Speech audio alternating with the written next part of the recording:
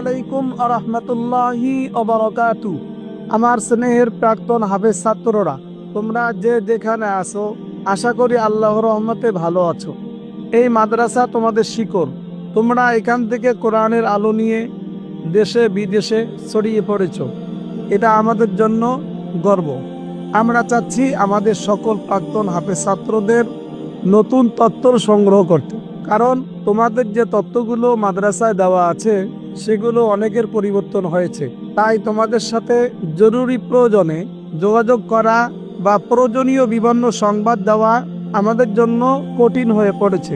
আমরা চাই আমাদের সকল হাফেজ ছাত্রদের একটি নির্ভুল তালিকা বা ডাটাবেস তৈরি করতে, যাতে ভবিষ্যতে আমরা মাদ্রাসার প্রয়োজনে একে অপরের পাশে দাঁড়াতে পারি। এজন্য আমরা একটি গুগল ফর্ম তৈরি করেছি। তোমাদের কাছে আমার আহ্বান, তোমরা 2 মিনিট সময় নিয়ে ফর্মটি পূরণ করে এই মহৎ কাজে সহযোগিতা করবে ইনশাআল্লাহ। আসসালামু আলাইকুম রহমতুল্লাহ। পোস্টটা ওপেন করার পরে ক্যাপশনে যে লিঙ্ক দেওয়া আছে এই লিঙ্কে চাপ দিলে যে সাইটটাতে নিয়ে আসবে। তো এখানে দেখা যাচ্ছে যে পাসওয়ার্ড চাই, কিন্তু উপরে দেখা যাচ্ছে 3 ডট একটা দেওয়া আছে। এখানে 3 নম্বরে দেখতে পারবেন যে ওপেন ইন ক্রোম। এখানে চাপ দিলে এখানে ক্রোম সিলেক্ট করার পর আর তখন ক্রোমে নিয়ে আসবে। তখন আর পাসওয়ার্ড আর জিমেইল যাবে না, অটোমেটিক ক্রোমে নিয়ে আসবে। এরপরে দেখতে পাচ্ছেন যে ফর্মটা ওপেন হয়েছে। এখানে প্রথমে আপনাকে ছবি আপলোড করতে হবে, 10 MBর কম। আপনারা আপনাদের মতো ছবি সিলেক্ট করে নেবেন। ছবি আপলোড হয়ে গেছে। এবার দেখবেন যে নাম, নিজের নাম বাংলায়,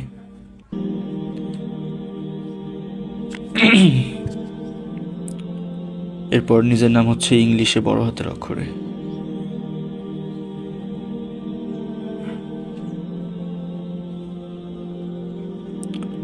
এরপর পিতার নাম,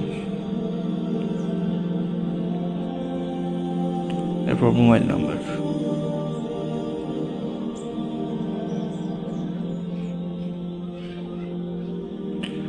রক্তের গ্রুপ চুজ করে তারপরে নেক্সটে চাপ দিবেন।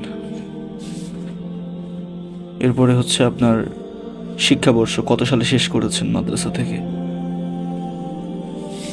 এরপরে শেষ কোন বিভাগে পড়েছেন মাদ্রাসা, এটা দেওয়ার পরে নেক্সটে দিবেন।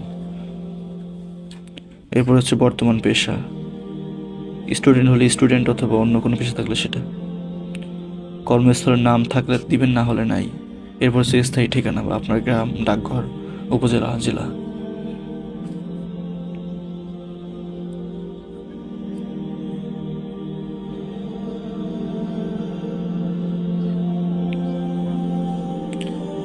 এরপর লেখা হলে সাবমিট করে দিলেই হয়ে যাবে ফর্ম।